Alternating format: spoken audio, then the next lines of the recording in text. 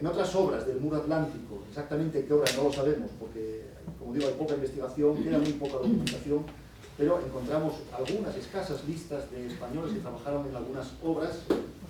Por ejemplo, aquí tenemos el nombre de 400 y pico, y entre ellos varios, he puesto aquí solamente dos, de Burgo de Osma, Miguel Larraz Pérez y Manuel Mora Romero, y otros españoles trabajaron en las islas del Canal, pegadas a Francia, pero pertenecientes al Reino Unido, que son un paraíso fiscal, donde el emérito tenía parte de su fortuna, y allí trabajaron también en condiciones pésimas miles de extranjeros, también españoles, entre ellos un hombre de Castillejo de Robledo, Pedro Rampérez Bartolomé.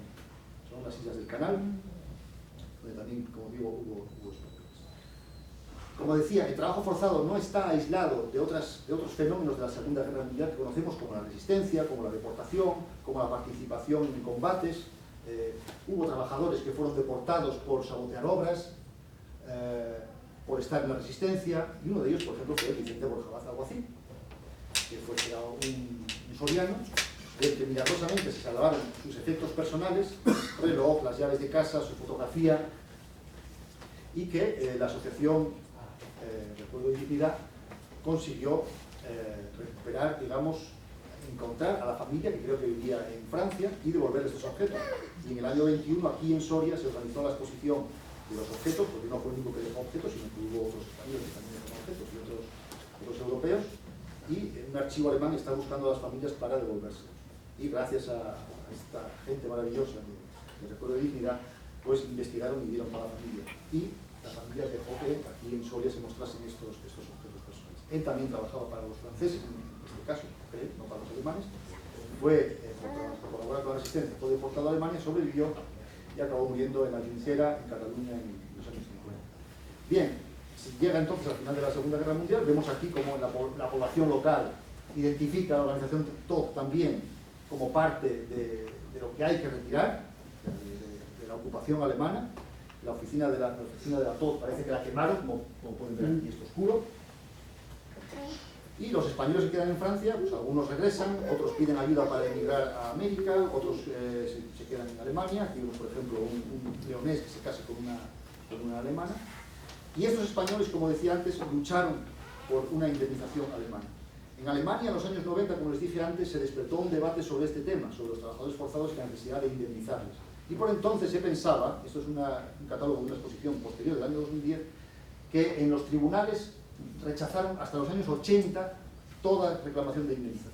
El que escribió esto no sabía, sin embargo, y ahí yo tengo el honor de haber sido el primero que lo descubrió, que los españoles ya fueron indemnizados según la ley alemana de indemnización, que era súper restrictiva.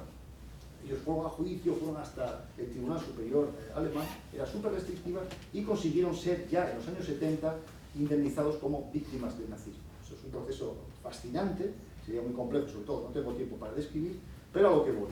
Los españoles en el año 1972, esta cita que les puse antes, la saqué de un documento que el propio juez consiguió un archivo y le sirvió para entender que efectivamente, como los españoles decían, ellos habían sido tratados de forma más dura y más ruda que franceses, por ejemplo, y que lo habían sido precisamente por ser antifascistas.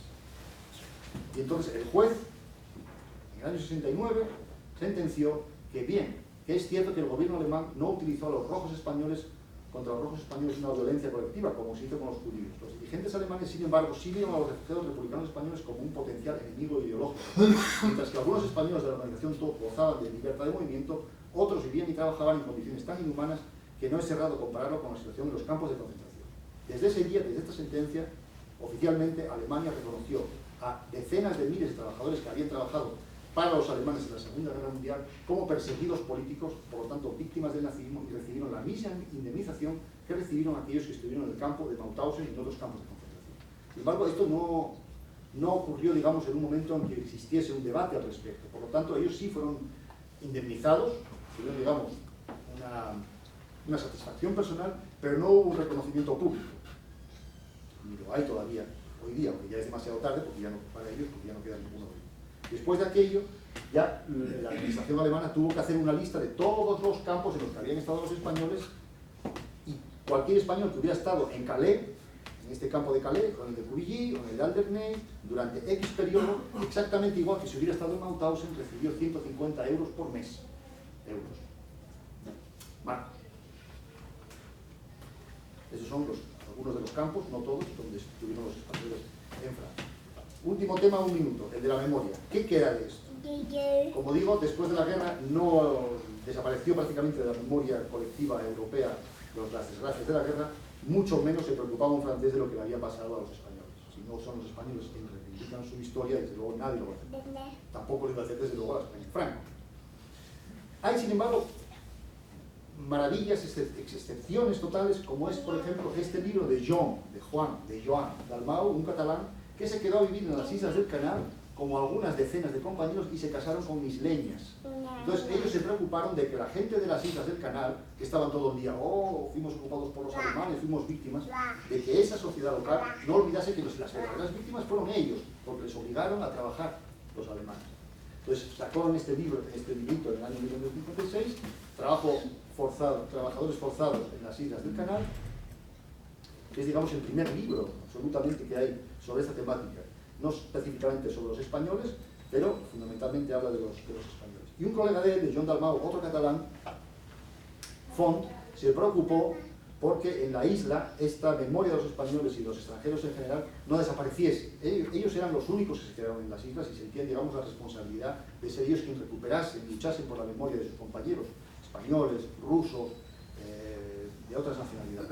Y consiguió en los años 70, después de mucha resistencia de la sociedad local, porque los veían como comunistas peligrosos, efectivamente Font era un comunista, le dejaron construir este pequeño monumento, memorial, que hoy, y desde entonces, todos los años hacía una ceremonia. Esta ceremonia ya está integrada, digamos, dentro de los actos de las Islas del Canal, de recuerdo de la liberación, del 9 de mayo, donde se hace una gran fiesta todos los años, y ahora ya es su hijo, que no habla una palabra de español, Villa Dalmau, quien lleva a estas ceremonias.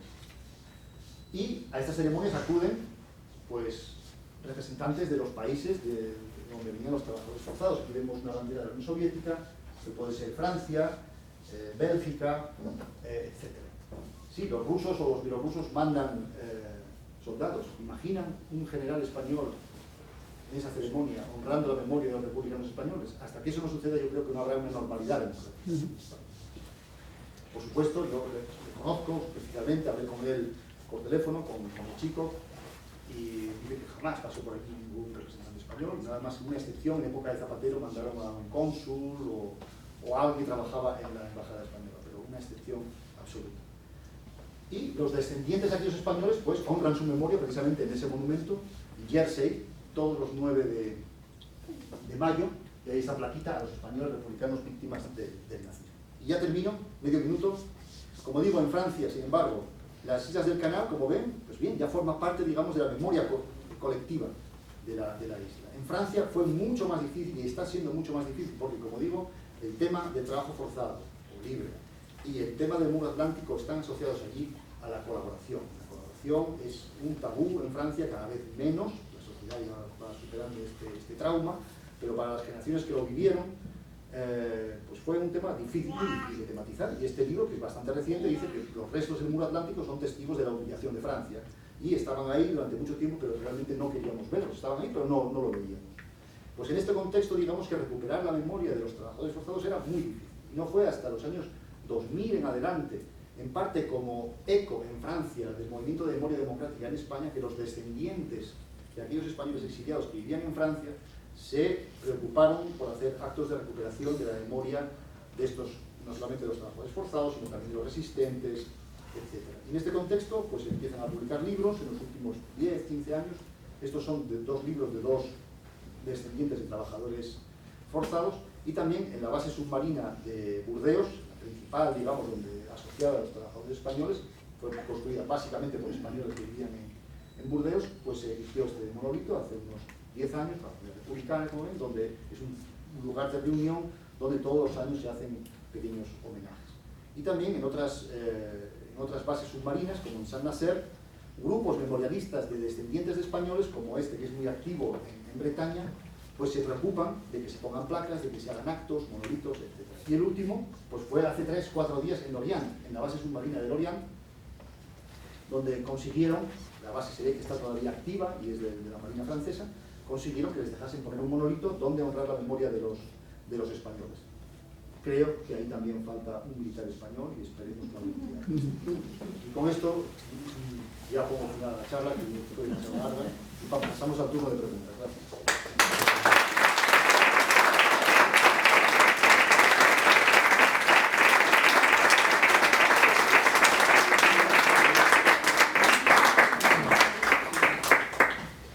Ya sé que es demasiada información, un poco precipitada, pero en fin, seguro que alguna cosa quedó por ahí y alguna cosa querrán aclarar o criticar, lo que quieran. Sí, como estamos en un sitio así pequeño no hace falta micrófono, así que solo levantar la mano y pasamos la palabra. Bueno, darte las gracias, es verdad que es mucha información. La pregunta es si el sesgo, bueno, de Castilla y leoneses y tal, existen de otros lugares, en este estudio que usted ha hecho, o si existen otros, de esta misma situación, de otras zonas de España, de Murcia, de Alicante, de otros lugares. Sí, por supuesto. En realidad castellanos y leoneses son una minoría ínfima, porque el exilio castellano-leonés es mucho menor que el andaluz o que el catalán. Entre catalanes y andaluces son el 50% de los exiliados. En el caso de Castilla y León no lo sé, pero pueden ser a lo mejor el 2-3%. Es decir, de cada 100 exiliados españoles, a lo mejor 2 o 3 serán castellanos y leoneses. Yo soy asturiano, en este caso son 2-3% también. Como digo, la mayor parte son de la zona de Levante, murcianos muchísimos, valencianos, catalanes, andaluces y bastantes madrileños, castellanos muy pocos. Es una región que cae muy pronto en manos de Franco, cuando la gran masa realmente de los exiliados son aquellos que son empujados desde zona republicana, Barcelona, muchos andaluces, murcianos que estaban refugiados en Barcelona, escapan para Francia desde la zona republicana. Exiliarse desde Castilla no era tan fácil, digamos. Y de hecho yo creo que muchos de los castellanos y leoneses, como el caso de otras regiones, en realidad no vivían aquí cuando inicia la guerra civil, sino que a lo mejor viven en Madrid, viven en Barcelona y ya quedan en zona republicana durante toda la guerra. En fin, son una ínfima minoría. Y me fue difícil realmente en la documentación encontrar sorianos. ¿Cómo reciben los estudiantes la información que tú les das? Bueno, estudiantes Llegamos hay de toda clase y condición, ¿no? Pues hay más interesados por la historia, menos. Pero bueno, yo esta mañana estuve hablando a chicos de 2, 3 institutos aquí en Soria y me sorprendió la receptividad. Había muy pocos que estuvieran mirando el móvil, había muy pocos durmiendo. No, en serio.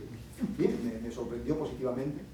También, digamos, que tuve una actitud un poco provocativa, digamos, hacia ellos, ¿no? No penséis que el mundo en el que vivís siempre fue así, que siempre tuvimos seguridad social, que tuvimos escuela gratuita, etcétera, sino que lo normal en la historia fue el hambre, fueron las guerras, fue el dolor, así que no penséis que esto va a ser siempre así, de modo que la historia no penséis que es una asignatura que hay que sacar simplemente para pasar de curso, sino que tenéis que aprender de ella también, porque desgraciadamente la historia nos enseña que todo es muy frágil y que la situación no ideal, pero bastante positiva que vivimos puede desaparecer cualquier día.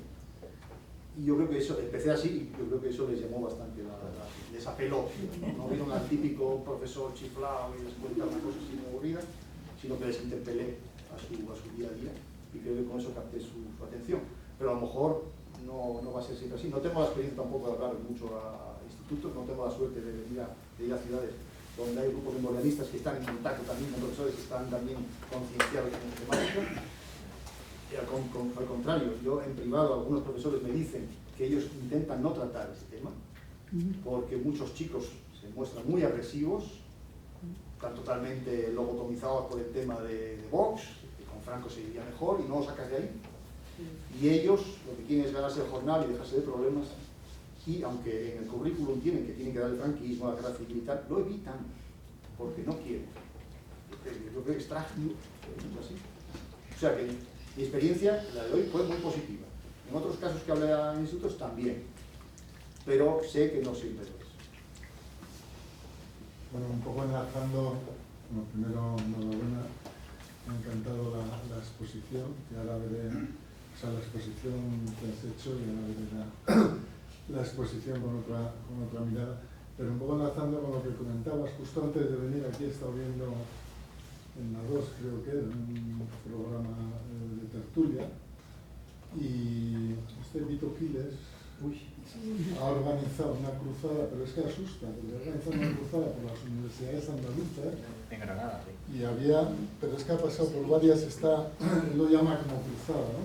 Pero es que asusta la cantidad de gente joven cantando el cara al sol, no sé si saben lo que es eso, que había. No, mi pregunta iba relacionada un poco con que al final, o después de la guerra, Franco inició una megaconstrucción, presas, túneles ferroviarios.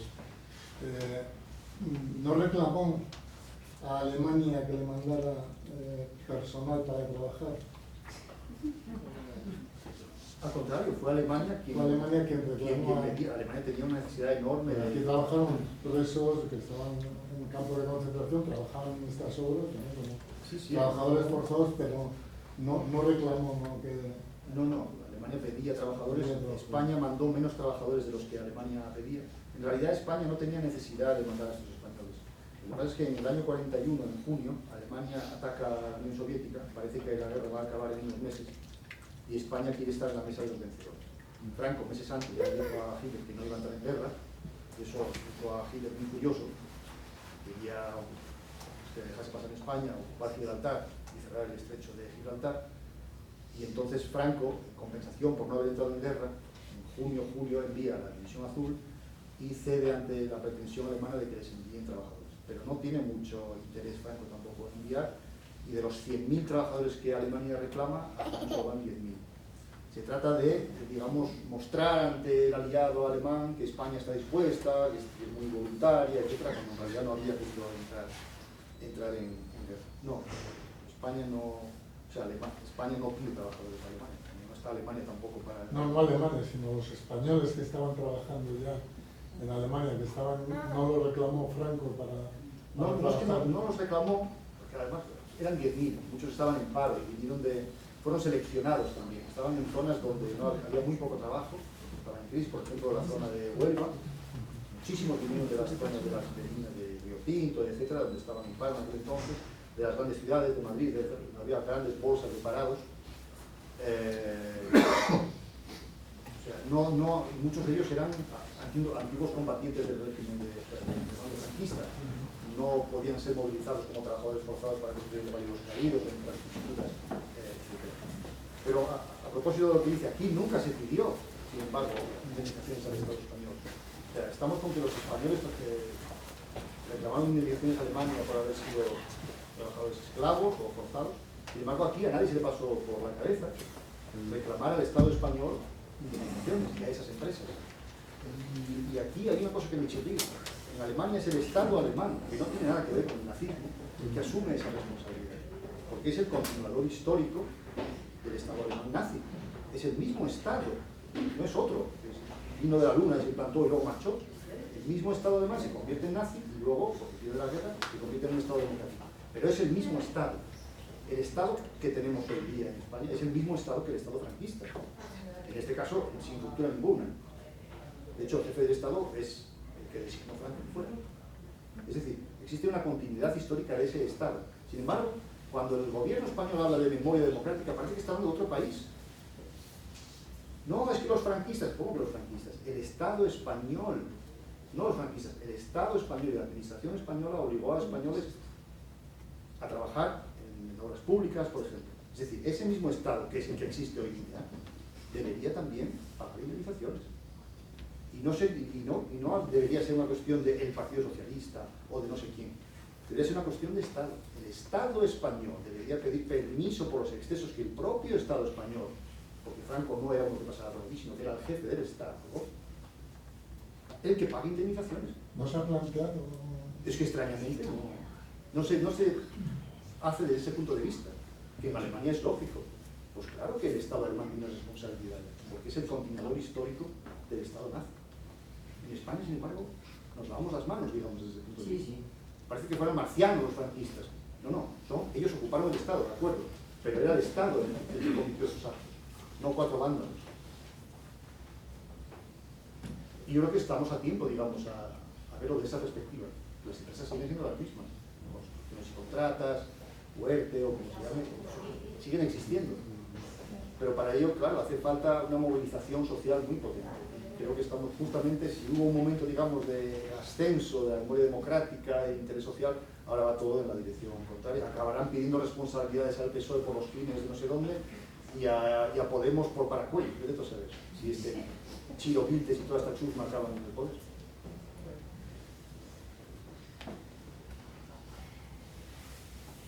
Por desgracia, si me lo permiten, a estos actos siempre viene gente convencida.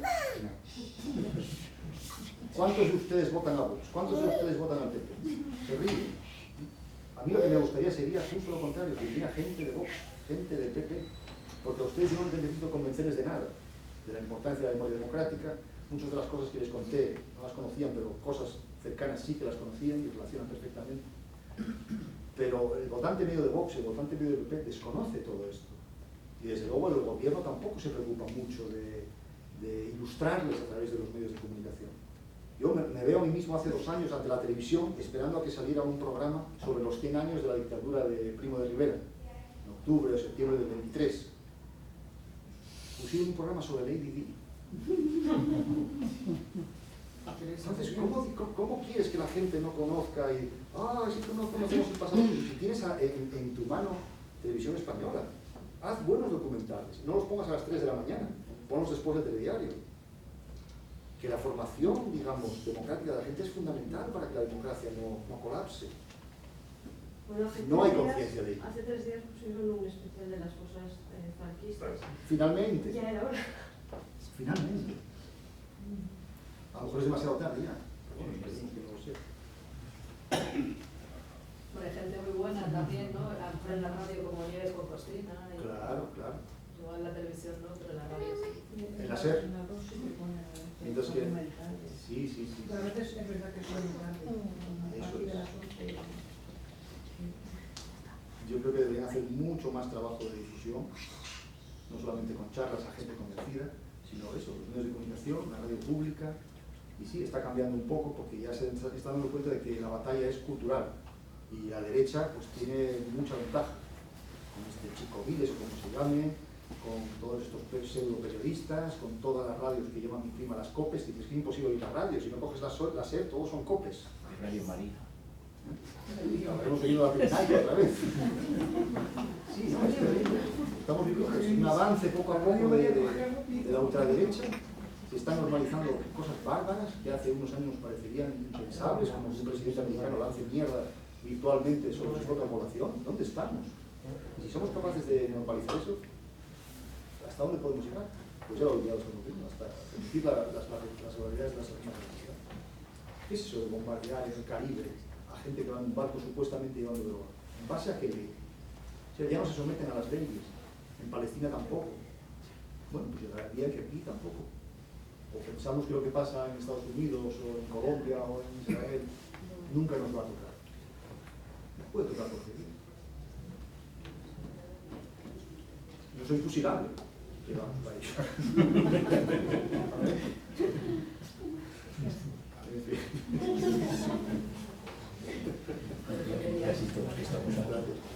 Bueno, ¿alguna pregunta más? Ya sabes que son 26 millones los que hay que matar. Efectivamente. Según el chat. Sí. Bueno, no sé si querrías, porque claro, habíamos pensado que se pudiera hacer una visita guiada, no sé si habéis visto, pero claro, como son todo torres, y vamos a estar ahí como persiguiendo a Antonio, pero bueno, si hay algo que quieras decirles, ahora que ya les vamos a dejar que por fin conozcan la exposición, algo así en lo que se tengan que fijar, Bueno, que un tesoro oculto que haya en la torre 12. No, bueno, decirles que la exposición tiene fotos poco atractivas, muy cutres, algunas de ellas, porque museos privados con fotos bonitas, pues pedían dinero, claro. Entonces tuvimos que coger fotos pues libres de derechos, muchas de ellas pues, bastante malas, por tanto, porque son las fotografías, no son gran aquel, pero en fin, y los textos pues ya sé que después de una charla, pues es un poco pesado ponerse a leer textos, quizás mejor vengan otro día tranquilamente, traigan algún compañero de derechas. Engañando. Simplemente, pues nada, los textos son textos muy cortos y gran parte de ellos pues ya más o menos pues, reflejan lo que ya concentran aún más lo que yo les expliqué. Y claro, hay una cosa más que tiene la exposición, pero que hoy justo no la vais a poder ver,